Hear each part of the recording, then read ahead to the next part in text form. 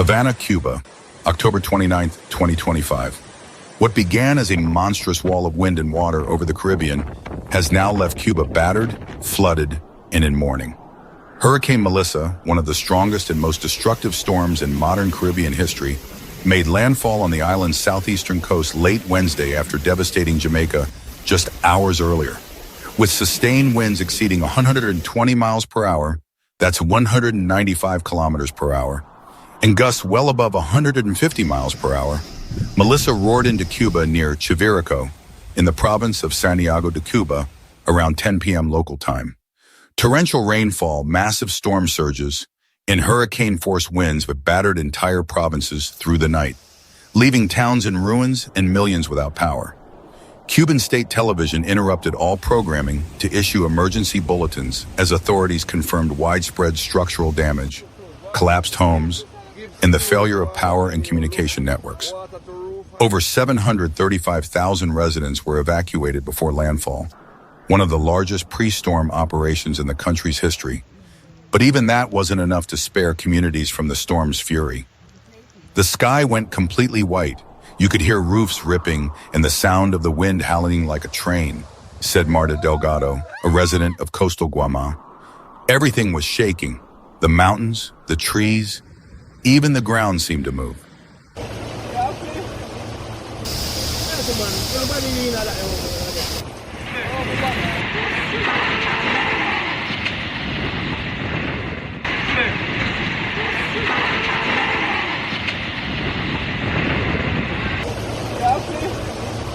Just 12 hours earlier, Melissa had torn across Jamaica as a catastrophic Category 5 hurricane, bringing sustained winds of 185 miles per hour, the strongest storm to hit the island in over a century. Kingston and Montego Bay were left without electricity.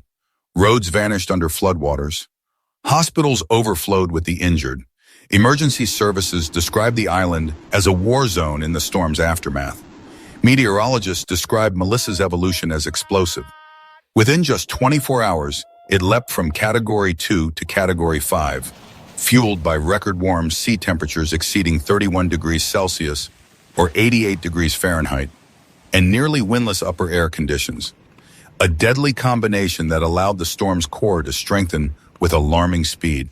When it crossed from Jamaica into open waters toward Cuba, the storm maintained much of its energy. Satellite imagery showed a massive eye, 20 miles wide, encircled by towering thunderclouds reaching 55,000 feet into the atmosphere. The National Hurricane Center warned that Melissa could deliver catastrophic flooding, life-threatening storm surge, and landslides across eastern Cuba.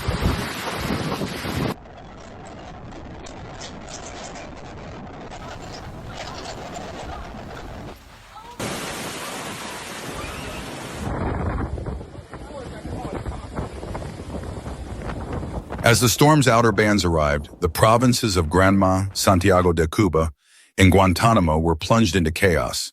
Heavy rains quickly turned mountain rivers into raging torrents. Streets became rivers, while landslides swept through hillside towns. In the port city of Santiago, wind gusts above 125 miles per hour toppled palm trees, tore the roofs from schools, and scattered debris across entire neighborhoods. "We lost everything in a matter of minutes," said Ernesto Valdez, a fisherman from Niquero who sought refuge in a government shelter. "The sea came in like a wall. I saw boats lifted and thrown into the streets." Authorities confirmed that storm surges reached up to 8 feet, or 2.4 meters, in some coastal zones, flooding hundreds of homes and small businesses. Roads between towns were washed out, isolating dozens of communities from emergency responders. The Cuban Meteorological Institute reported rainfall totals exceeding 500 millimeters, that's 20 inches, in just 24 hours, enough to trigger flash floods and mudslides across the island's mountainous southeast. By dawn, more than 2.3 million people across eastern Cuba were without power. Transmission towers crumpled, substations flooded, and communication lines snapped in multiple provinces. Hospitals operated on backup generators, while emergency teams worked to clear roads and rescue those trapped by debris or rising waters.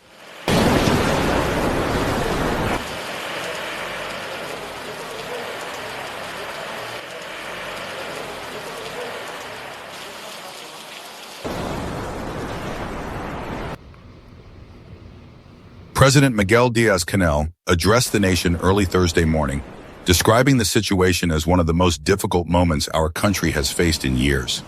He confirmed the deployment of national defense brigades, medical units, and engineering teams to assist in rescue and repair operations. International aid agencies, including the Red Cross and the UN Relief Office, began coordinating emergency support even before Melissa's landfall. Neighboring nations such as Mexico, Venezuela, and the Dominican Republic pledged humanitarian assistance, including food, medical supplies, and electrical repair crews.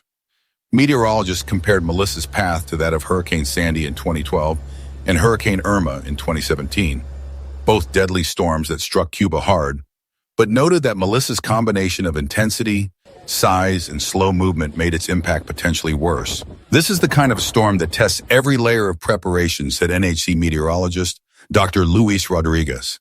Even with excellent evacuation plans, damage like this is unavoidable when you have this much energy concentrated over warm waters.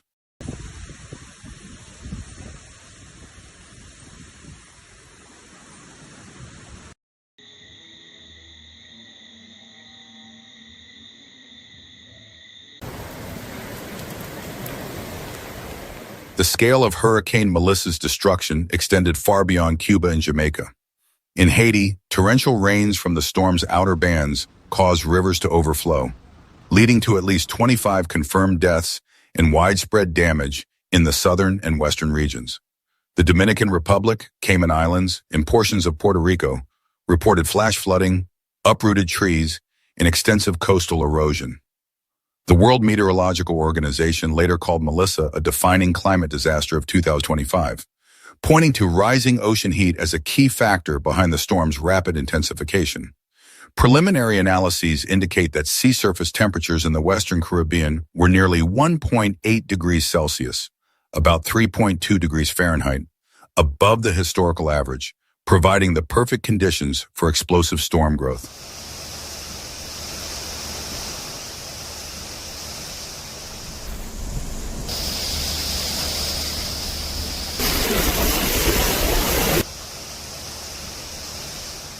As skies cleared over Cuba, the magnitude of the devastation began to emerge. Entire neighborhoods lay flattened. Crops were destroyed across thousands of hectares of farmland, threatening food security for months ahead.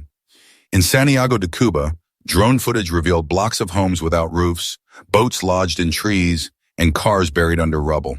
Cuban officials confirmed at least 36 deaths across the Caribbean, including 9 in Cuba, 2 in the Cayman Islands, and 25 in Haiti, with the final toll expected to rise as search and rescue teams reach isolated areas. Meanwhile, Jamaica remains in a state of emergency. Prime Minister Andrew Holness called Melissa the worst natural disaster in Jamaica's modern history. Entire parishes remain cut off, airports remain closed, and over 1 million people remain without access to clean water or electricity.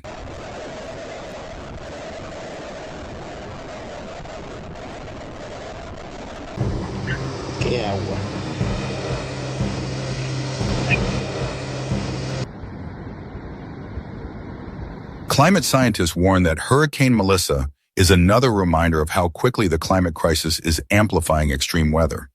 The Caribbean, with its warm seas and dense coastal populations, stands on the front line of this accelerating danger. Melissa didn't just destroy homes, said climate analyst Dr. Yasmin Carter. It exposed how fragile our infrastructure has become in the face of a warming planet. Storms like this will become more frequent and more ferocious if we don't adapt. Across Cuba, recovery efforts are underway, but rebuilding will take months, perhaps years. In rural communities, residents are already salvaging what they can. Corrugated metal sheets, timber beams, bricks. The government has promised rapid reconstruction, prioritizing hospitals, schools, and critical infrastructure. But with widespread power outages and collapsed bridges, logistics remain a daunting challenge.